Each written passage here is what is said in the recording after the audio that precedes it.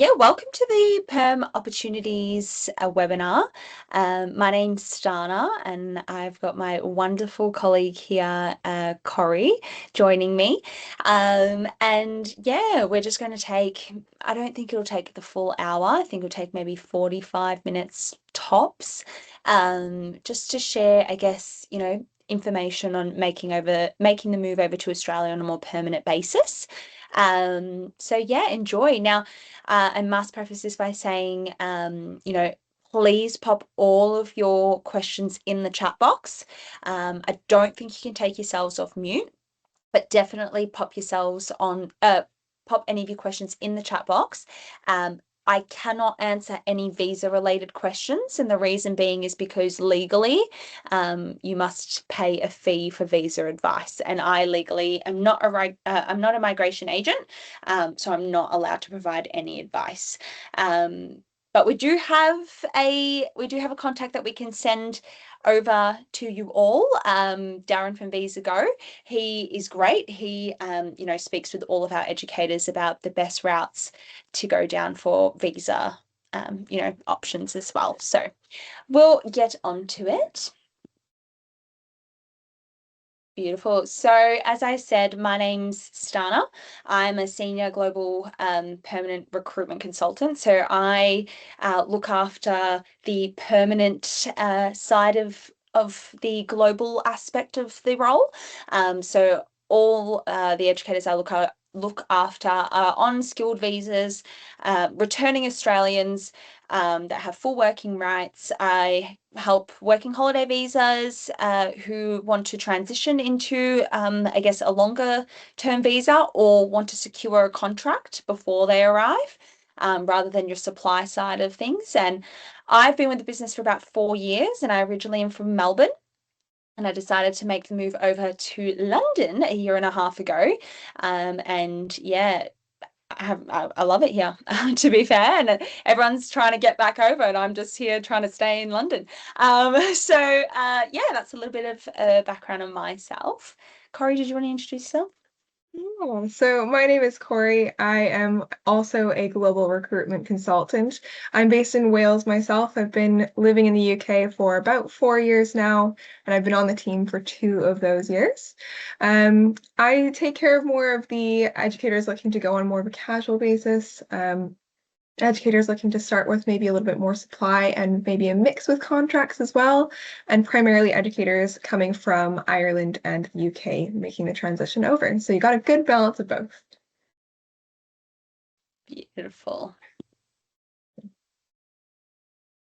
So, as a bit of an introduction to ANZ UK and what our agency is all about.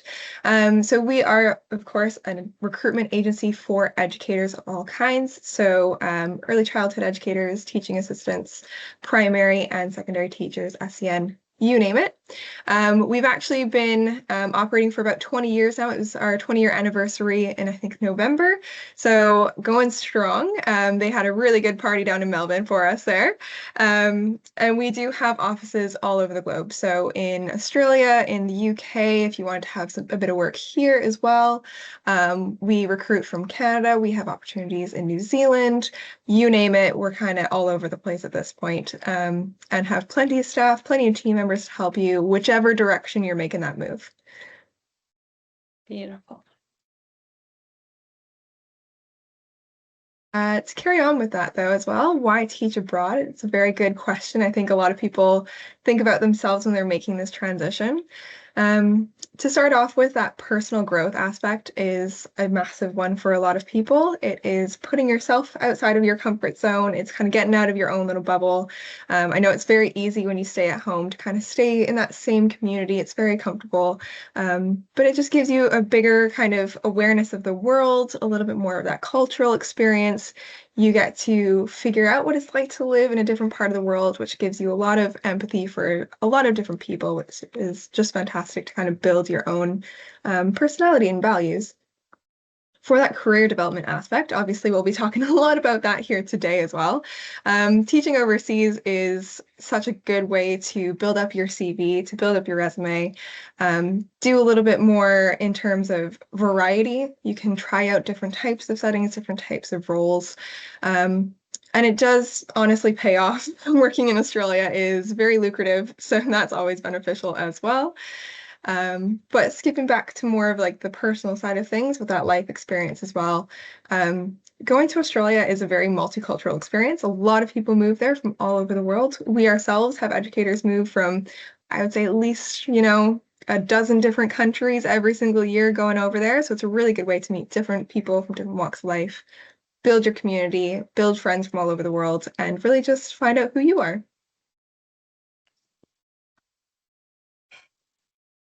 So making the transition from one country to another it's quite big, and I guess Corey and I both know how that is because Corey is from Canada actually, and she moved over to the UK, met her husband as well, her now husband.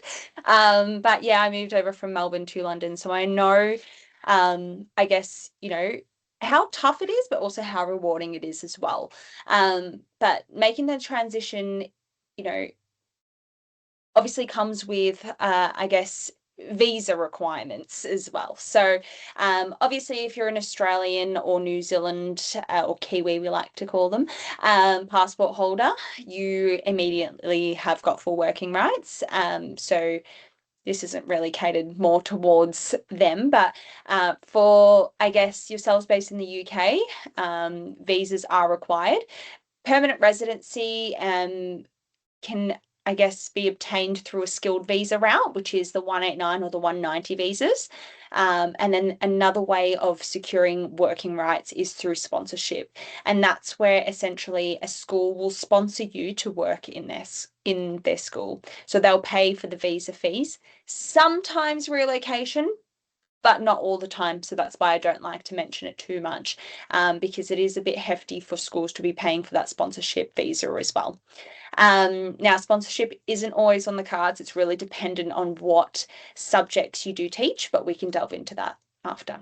Now, with relation to the skilled visas, as I mentioned before, Darren Chat from VisaGo is a great migration agent that we use, and so he will be able to, or him and his team will be able to put you in the right direction of which visa is the best one for you. Now, like we said, consult a MARA accredited visa agent. Darren is one, but if you do find someone that also, works to help educators move over to Australia, great. Now, teaching qualifications must be approved by a AITSL equivalent. So that's essentially a skills assessment, and it'll essentially see whether or not you're PGCE or your, I guess, Masters of Education or your Bachelors of Education will be able to get accredited in Australia. So one thing you'll realise if you do pursue the move over is Australia have very stringent rules, and they're very particular, but it's also very, I guess, it's interesting because each state have got different rules as well. So it keeps Corey and I and our team on our toes. But I guess, it's all the fun of working in global recruitment. So teaching qualifications must be AITSL approved, but Darren will run through that with you as well. And then an IELTS English language test. Now, for educators who have completed their bachelor's degrees in the UK or an English-speaking country, you don't need to worry about an IELTS.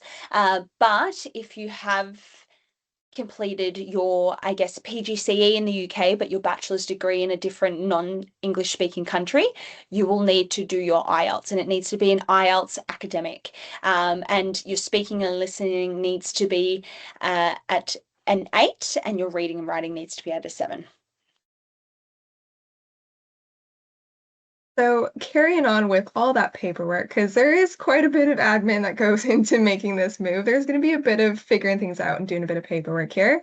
When it comes to the actual qualifications that are accepted by Australia and their teaching authorities over there, for those primary and secondary educators, you do have to hold a minimum of 4 years of tertiary study.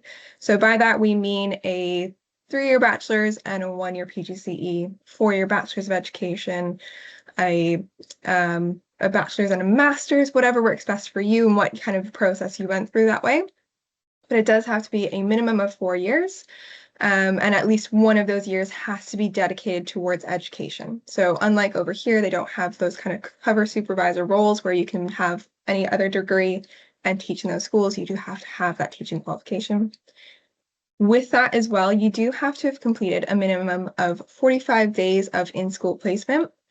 And ideally, those should be completed directly through a university. So we are seeing a lot of PGCEs come up these days that have placements completed through a third party, such as a SKIT, a Teach First or Schools Direct. And kind of depending on the situation, they're all a little bit different, but a lot of them are unfortunately not being accepted by a variety of different states in Australia. And that's not an agency policy. Unfortunately, it is the Australian state policies that we have to adhere to as well. And all of the schools in that state have to adhere to as well. So it is good to do a little bit of research and dig into that as well. For those teaching registrations, they're all kind of listed out there below. We'll go through them a little bit, but during your consultation with either myself or Stana or one of our team members, we do go into the details about what kind of documentation you're going to have to provide, the timeline, and all of that, and a little bit further information as well. Okay.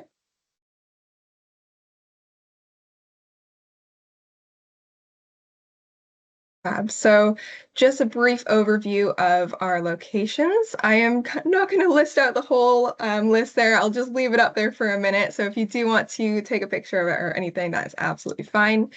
A lot of the work, as you can see, is on the East Coast there. I would say if you're an early child educator, you can go to any of these locations, but there are certain states where we have things like casual opportunities as well. So anywhere like Melbourne or Sydney, you can do more of the casual teaching to transition into contracts as well. Whereas states like if you're wanting to go to Brisbane or Perth or South Australia there, they are more permanent opportunities focused. So there's not really that kind of casual opportunity available there as much. So definitely kind of figure out what it is that you want out of your teaching opportunities as well before you pick a location, or just be aware if you're really set on one location as to what's actually available to you.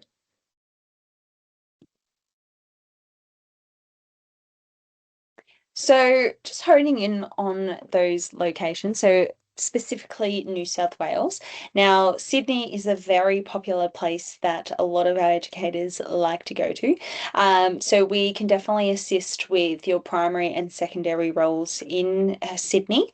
But we don't just focus on Sydney. New South Wales is quite big. Now, if you can have a little look here, this is New South Wales, and this is Melbourne. So I'm pretty sure actually. Wow, I'm Australian and I don't even know. So yeah, you can see that it's quite big. So Sydney is really based here, and the rest of New South Wales is quite regional and rural. So we also do assist with regional and rural schools as well, if that's something that, you're really wanting to try out. Now, there are some, and I say this that very specifically, there are some schools that will offer accommodation and relocation incentives, but they are typically in your more regional to borderline rural schools as well. Yeah, New South Wales is competitive to go to, especially Sydney. A lot of educators want to make the move there. So just bear that in mind with all that as well. When it registering in New South Wales as an educator. Their state authority is called NESA. It's the New South Wales Educational Standard Authority. And they're a little bit unique in that you actually have to be physically within the state to start that application process and get that all submitted. So that does give a little bit of a setback for a lot of educators. You do a working with children check, kind of like getting a DBS or a GARDA vetting, which only takes 1 to 2 weeks typically. Then you can submit your NESA application, which is the longer portion of the application. It can take up to 20 business days to come back. You have to renew that on a yearly basis. One thing with the NESA that is also a bit unique is that they have recently implemented a minimum amount of 60 ECTs to be obtained through your teaching qualification in particular. So if you hold a PGCE, this is very important, especially because there are some PGCEs in which you would have only received 30 ECTs, which does not meet that criteria and unfortunately would not be accepted by NESA for provisional registration. So it's very important to bear that in mind when you are considering going to New South Wales in particular. It's also good to know that if you did want to transition from a different location into New South Wales, that it is possible through mutual recognition. Most states do allow for a little bit of movement that way, and it does kind of help speed up that process if you are looking to move around at all. I just realized I think there's a Canadian flag up there. I was looking at that earlier, actually. Not sure why, but I'll take it. I'm pretty sure that's the Sydney Harbour Bridge. Beautiful. All right, on to Victoria, my home state. So Victoria is not as big as New South Wales, but it is still fairly large. We offer permanent roles for primary and secondary, and there is leadership and executive roles available as well, depending on obviously your visa limitations or your what visa you hold and working rights as well. There are very large cities near Melbourne as well, and more regional and rural options, but I feel like Melbourne, there's Metro Melbourne, and then once you head out of Metro Melbourne, you've got your cities, your regional cities, and then you go quite rural. There are 4 offices in Melbourne. Now, testing my knowledge here, I used to work in the St Kilda Road office, which is pretty much city centre, or just out of the city centre. Fun fact, it's actually next to Albert Park, where the Melbourne Formula One is. So I remember sitting down in the office there and I'd hear them do their test laps. Very loud cars. But yeah, so it's right next door to that. It's a beautiful, beautiful location. We have a Collingwood office, we have a Geelong office, and we just recently, actually, I wouldn't say it's recently, but recently since I've been back home, have opened up a Notting Hill office, I'm pretty sure. So yeah, we can definitely support in different areas as well, all across Victoria. And people complain about the weather in Melbourne. I promise it's not that bad. Thank Anywhere in you. Australia is better than over here. So don't complain Yeah. too much. It'll be fine. So for the registration process with Victoria, that registration and their authority is called the Victorian Institute of Teachers, or the VIT. To be honest, it's probably one of the more straightforward processes to do. You can apply before you arrive, but no earlier than 3 months before you get there. So it kind of keeps it in a nice little timeline for you as well. It only takes 4 to 6 weeks for your application to be processed, so it should be able to get done before you arrive, meaning that you can teach soon after your arrival, like straight away you can get out to schools. Cost is pretty much equivalent to what you would have in New South Wales. They do kind of loop in that working with children check into the application, so you don't have to worry about doing that separately. So it is a little bit more flexible. It's an easier one to kind of just start early and get straight onto it. If you do want to kind of hit the ground running when you get there, this is a good route to go. We also didn't include the other states like Queensland, South Australia, Perth, and I feel like I'm forgetting one as well. Northern Territory, that's another one. We didn't include those, but we definitely do assist with those states as well. The reason why we've focused more on Victoria and Sydney is because, New South Wales, sorry, is because I think 80% of our educators head to those 2 locations. Now, we are seeing a very big increase in educators making their way to Perth and Queensland, and Adelaide is slowly on the rise as well. So that's something to keep in mind. If Melbourne and Sydney is not really your forte, I think definitely having a chat with one of us and, exploring those other states as well should be something on the cards for you as well. And we have resources around these as well. So if you did want a city by city guide to find out more about each location, or if you are set on one location and want help with the actual registration process, we do have blogs to break down how that all works for you, the documentation you need, and more. Wonderful. So the types of schools that we work with. So I like to say that in Australia we have a 3-tiered system. I like to, I guess, explain it as. So what we have is, and I base it on pay really, and what each school can offer. So I'd say the top of the tiers would be private or your independent schools. And essentially your independent schools really, they pay well. They pay above the award rate. But they get their money's worth, I like to say. So, they've got high expectations. They've got, I guess, extracurricular activities that you must, participate in.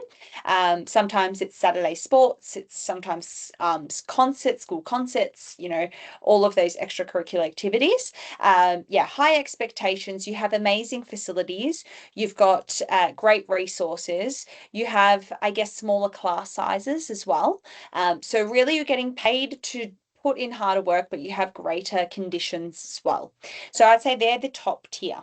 Then I would, and it's actually it's not in the correct order here. But then I would go for Catholic and or faith-based schools. Now, the reason why I do that is because Catholic schools are the mid-tier because they pay the same as a government school or a state school, but a lot of the students that go to Catholic or faith-based schools, they're fee paying. So their parents pay fees for them to go to that school, which means that yes, you may be paid, I guess, the same as a state school, but you are getting great resources. You're getting better facilities than a state school.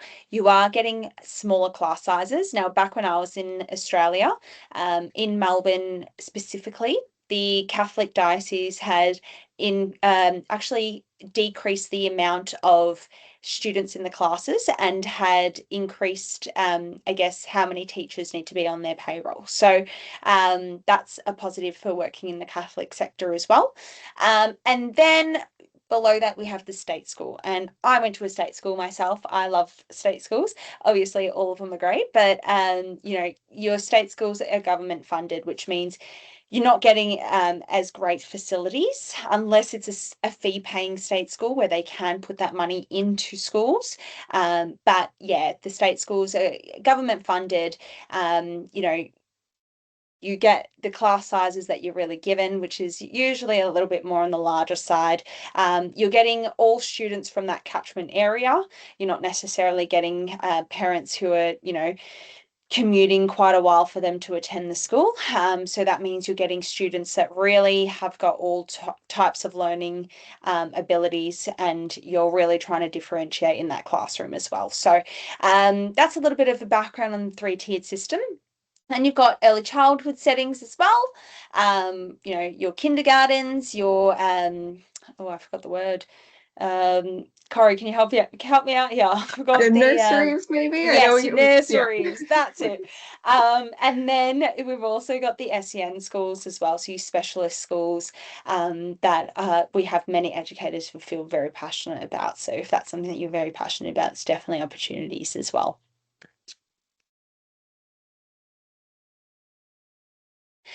So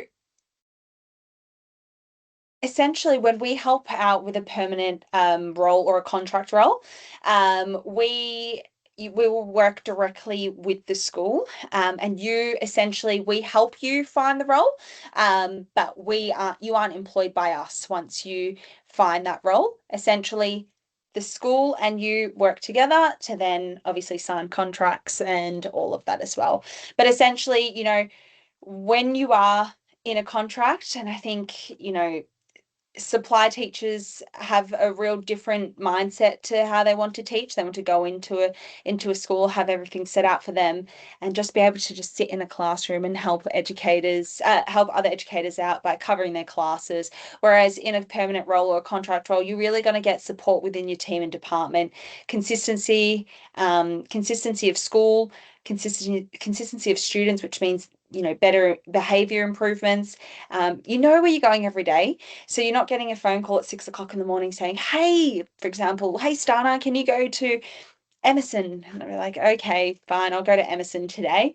And then the next day you go into Yarraman Park Primary School. So, you're really knowing exactly where you're going every day. And career development's a huge thing as well. So being able to climb that corporate ladder I'm not too sure if it's corporate, but it's climbing that ladder of, becoming a lead teacher or head of year or pastoral roles, or, a head of department, deputy head, whatever your heart desires. So being able to have, the ability to develop in your career.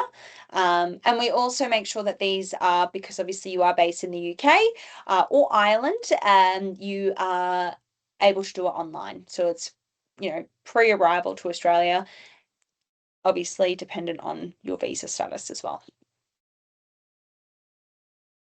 Now, on the flip side of that, if you are wanting to go to Melbourne or Sydney and you prefer to start with more of that casual work over there, rather than supply, they call it CRT, which is casual relief teaching.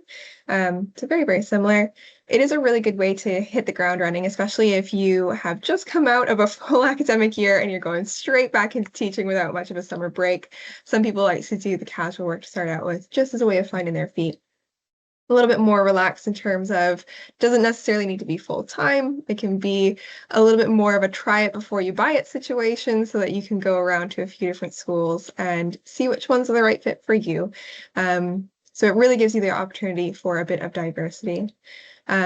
This is available for early childhood educators, secondary, primary, SEN, you name it. We really do recommend keeping an open mind when you try out any kind of casual roles, because it does mean that you're going to have a better chance of finding the right fit for you and getting that kind of relationship building underway so you can find those longer term roles down the line as well.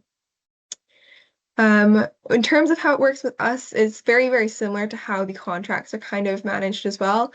ANZ UK is the middleman for you. So we do all of the work of finding the schools, connecting you with the right type of fit for you, and we give you that call to give you a rundown about what to expect from the day or a couple of days, maybe a little bit more detail about the school and the classroom so you know what you're going into, and then kind of go from there, and you kind of find those favorites and you kind of go back quite often. Many people end up finding long-term roles from doing that as well. So preparation that you need to pop in before finding a job, or even just finding a job in general. We do the hard work for you in terms of finding a job. So all of our consultants in Australia, perm side, so the permanent basis of it, essentially have all got relationships with HR departments in a lot of the schools that we work with, or every single school that we work with, and they will come to us and say, hey, look, we have a secondary biology role that we need to cover. Can you help us out? And we'll say, yeah, no worries. We've got Stana coming over from the UK over in 6 months. Here's her CV. Let me know what you think if you want to interview. So essentially, that's how we help find jobs for our educators. Now, sometimes schools will come to us before they advertise, because obviously the amount of money that they spend on advertisement not to find the right educator, sometimes coming to us is just a lot easier. So food for thought. Now, in terms of preparation for you educators, essentially we get to know you. So that's why we have an initial conversation with you. We want to know who you are, what you teach, what your story is, why do you want to move over? We need to know this about you, because when we pass you on, the global consultants pass you on to the Australian consultants, they also want to introduce themselves and also have some good knowledge about, your why. And I feel like a lot of our schools really want to know why. Why are you making the move over? And we love to know and be able to sell you to this school the best that we can. And we can only do that when we get to know your why. So we get to know you. We help you prepare your CV. So we can send out a template. We'll go through our call. We'll just say, hey, look, maybe you need to tweak on this, or maybe you need to fix this. So we help you through your CV. The Australian consultants will also help interview prep you. So they'll run through a mock interview. They'll send you through some previous, interview questions that we have collated from previous educators who have gone to the same school to have interviews. And then we obviously conduct digital interviews as well. So as for the salaries, it's always good to know what to expect from those pay rates. I will say that all of these are a bit of an estimate. To be honest, it does depend on individual schools, negotiating with them directly. Sometimes they are prorated if it's a shorter term contract than a full year or whatever that might look like for you. So these are a bit of an approximate. So bear that in mind. And the team, of course, will give you a bit of further advice and detail as to what to expect when you are kind of going into that interview process as well. Recruitment drive. So this is something that I have been doing for 2 years now. So essentially, some schools I think we've had them from Melbourne and Sydney so far, will either decide to do a in-person recruitment drive where they come over to the UK or Ireland as well. So either or, and we'll complete an information session for all the educators that are interested in making their way over. So basically this, but a little bit more in depth about their school and what they can offer, and also conduct interviews as well for roles. So a lot of the recruitment drives, some of them can be sponsored. So sometimes they'll come out and say, yep, we have a sponsorship license. We're willing to sponsor educators. And other times they really do rely on you getting your own skilled visa, but at least you've got that job security as well. So you know that when you're going over to Australia, you've got that role pre-arrival for, obviously that 6 months for if it's a working holiday visa that you're going on. But then obviously that skilled visa, if you're in the process of that as well, you know that you've got that school that's willing to offer you a role. Now, some schools and areas can offer furnished accommodation. Now, that's very, very rare, but sometimes they can. We had one school do that. Rental subsidies as well. Financial relocation incentives as well. So relocation costs covered, and bonus incentive payments in certain regional and rural areas as well. Now, we do currently have a recruitment drive on at the moment with a school in Sydney. If you are interested, definitely add me on LinkedIn. I can definitely send you some links for that, or you'll see it posted on my LinkedIn as well. The Meriden School over in Sydney is coming over in July to host events in Dublin, in Manchester, and in London. So if you are interested in, coming along and also interviewing for a role, then definitely get in touch and we can definitely, see what happens from there. Brilliant. So, cost of living is obviously a big factor for people, especially if you are moving with a family. If you've got kids coming with you, you want to know a lot of this as well. But it's really important for anybody, especially, if this is your first time going to Australia, you're not sure what to expect. So we do have a few different resources to kind of help guide you to the right kinds of areas for you and make sure that it's going to be beneficial for, being close to schools, but also for the cost of living and all of that to factor in as well. When it comes to areas that we kind of steer away from, I would say that Bondi and St. Kilda are going to be the main two. Everybody knows Bondi Beach. It's County Coogee in Sydney now, but St. Kilda is very, very similar as well. They do tend to be a little bit more on the expensive side. They do tend to be a little bit harder to access public transport. So you might have to factor in things like the cost of a car if you're living in those areas as well. Whereas if you do go a little bit more regional and you are able to afford things like a house or even if it's a house share, it's going to be a lot more cost effective than being right in those kind of very popular touristy areas. Beautiful.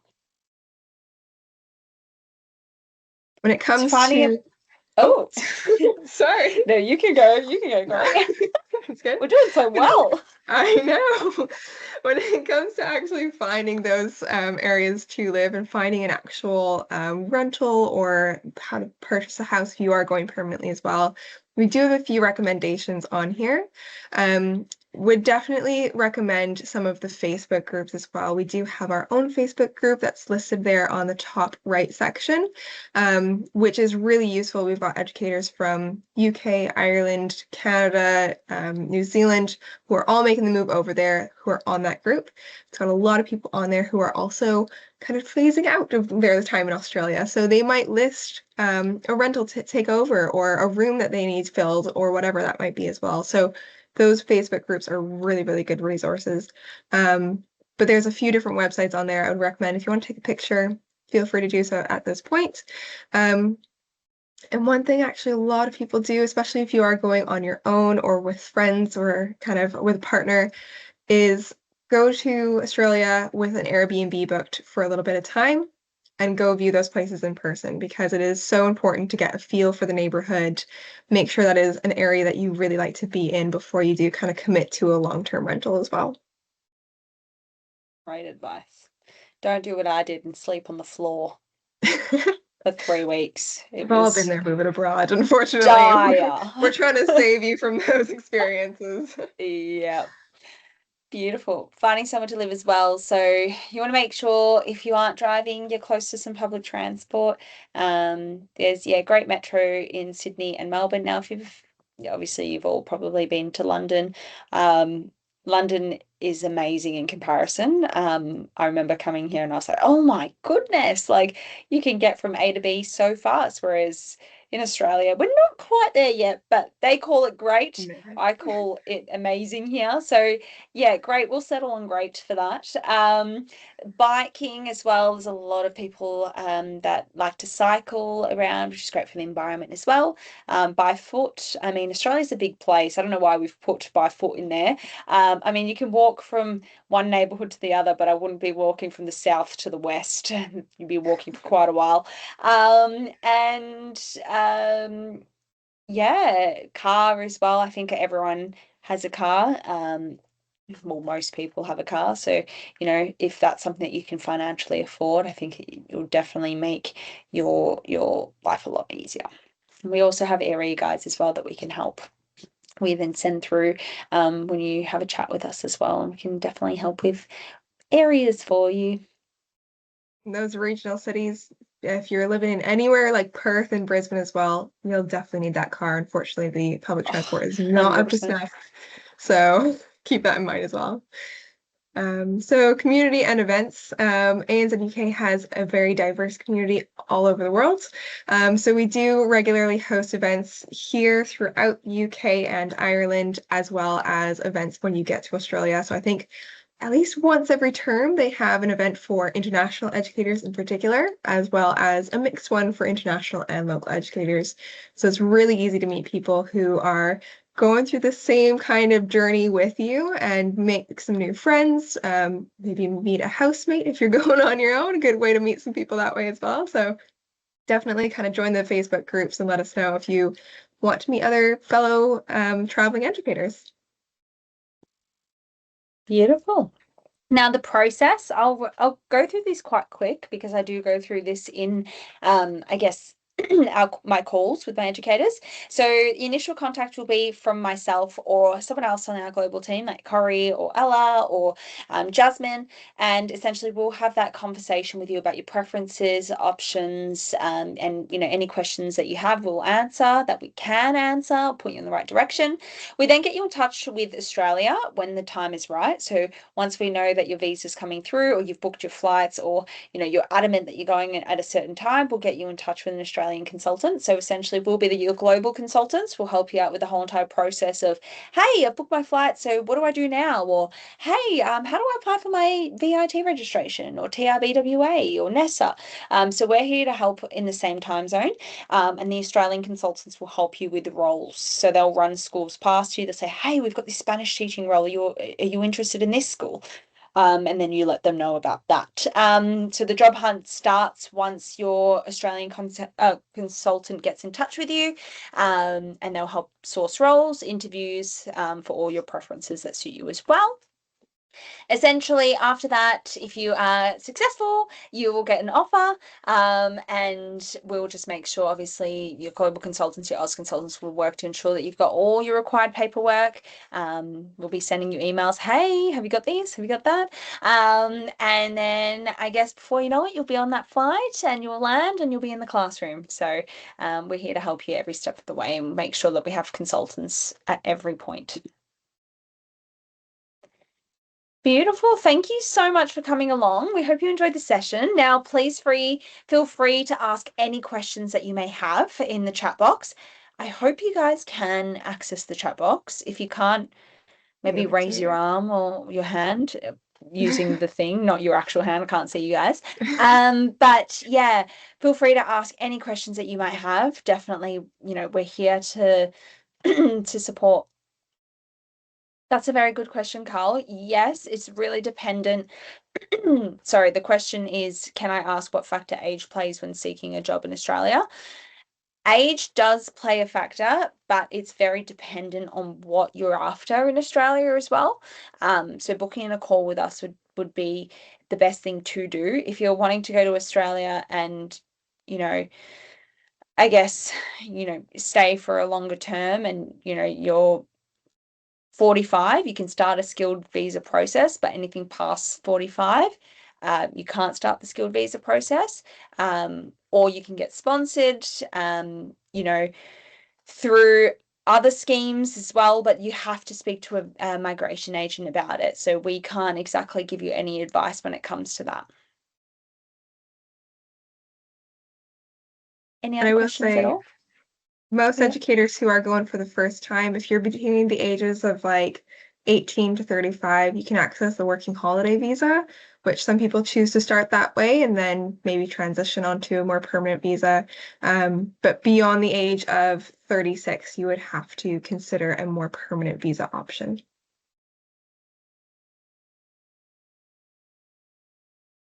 Any other questions at all? Maybe typing, maybe? You generally see many staff development training roles. So are they non-teaching roles?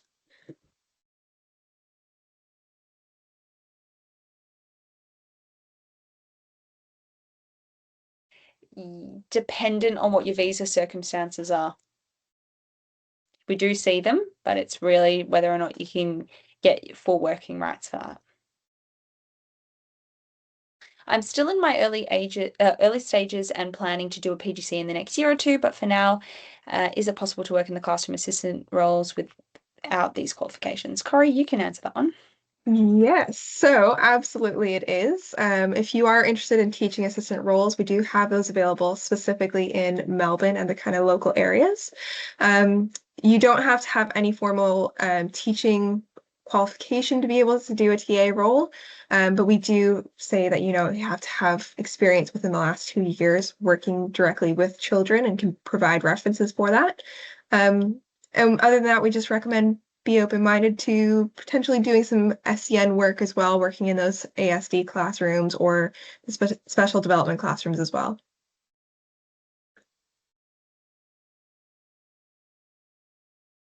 Any other questions at all? Yes, Becky. Can you write yours in there? I'm not too sure. Oh, allow the mic. There we go. Oh,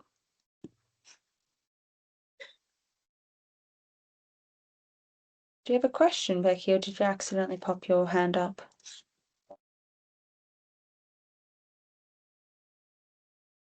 Hiya, can you hear me? Ooh, I can hear you. Hello. I've been teaching for 10 years, and I've got my skills assessment, everything. I've got my statement.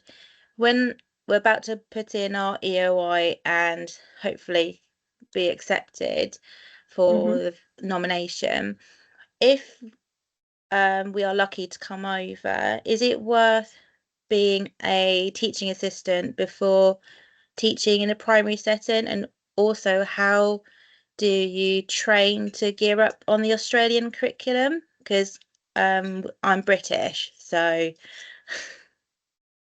is there like a year Yeah, of training or yeah. So with primary, so obviously you'd need that skilled. It's really dependent. It's really dependent. So I'm not too sure what your situation is. So if you're able to get that working holiday visa and you, I guess, are wanting to go over before that skilled visa comes through, and you have like the right qualifications, you can actually work as a teacher before that skilled visa comes through, but only if you've got the working right. So, but if you essentially are waiting for that skilled visa and you are past the age of a working holiday visa, you'd need for that skilled visa to come through, and then you can head out on working as a teacher as well. So it's really just dependent on the working rights, because you can get your teaching registration if you are a teacher in England. You don't have to work as, in the classroom and in other roles as well. Now, the British curriculum, I guess, it is a little bit different to the Australian curriculum. Now, Australian curriculum is such a broad term. Each state has its own curriculum. So you'd need to, for example, if you're going to Victoria, you'd need to have a look on the Department of Education Victoria, and you'd have to have a look at the KS1, KS2 equivalent, I guess, curriculum. So it would be like prep to grade 3 and grade 3 to grade 6, or grade 4 and 5, 6. So Francesca asked a couple questions in there as well. Can you teach with just a 3-year degree? So we do get quite a few educators who come through us who do have that 3-year Bachelor of Education for primary teaching. And to be completely honest with you, the Australian states do have a kind of blanket statement that is not meeting their requirements, unfortunately. Now, if you wanted to do an additional year, you could have an extra year where you get a diploma or a top-up, or do a master's, or whatever kind of suits you best that way to get that 4th year of higher education. There are certain routes that we can talk through to kind of get you over to Australia, but none of them are guaranteed. So it kind of depends on your circumstances in particular and what it is you're looking for, and kind of how much you're willing to invest in the whole process overall as well. And just to, I guess, explain why Australia don't, I guess, accept 3-year degrees, is because Australian educators, it is an absolute must for them to do 4-year degrees. And in order to keep an even playing field, you can imagine how unfair it would be for Australian educators to do 4 years and not be able to work as a teacher for anything less than that. And then international educators come over with a 3-year degree and immediately get, get their teaching registration. And it's very similar to, I guess, SCIT's, Teach First schools directs that are paid. Australian educators have to do their, I guess, how many hours of placement unpaid. So each teaching registration wants to make sure that it is an even playing field, and our Australian educators don't get upset, essentially, that they've had to do a certain amount of years and a certain amount of unpaid placement, and international educators don't have to. Amazing. Yes, there will be a recording of this webinar sent out to everybody after this. We will be sending an email shortly with a bit more information, with a recording, so that if you want to kind of review anything on the slides, that you can double check. And we will also send out our booking links in that email. So if you did want to have an individual call specifically about permanent opportunities, you can speak with Sana, or if you're kind of curious about the casual teaching, or if you're a primary teacher, we recommend booking in with either myself, my name is Corey, or Ella or Jasmine, and we can talk you through that process from there. With all this in mind as well, we do always recommend just keep an open mind in the whole process, because your circumstances are going to be unique to you and your qualifications and your plans for while you make this move over there. So we are going to do our best to give you the best advice and guidance that we can to our knowledge about what's going to be available to you. So we just recommend keep an open mind with all of this, and we will get you over to Australia eventually, okay? Wonderful. Well, I think that might be it for the night. Recording will be sent to your email, so please feel free to check it out. We also do have other webinars on our website as well, if you want to go ahead and, I guess, look at some other webinars that we have held. But you enjoy the rest of your evenings, and it was lovely to connect. And hopefully we can see a couple of you on our phone, bookings, and definitely can help out with your journey to Australia. Thanks everybody for coming. Thank you. Bye.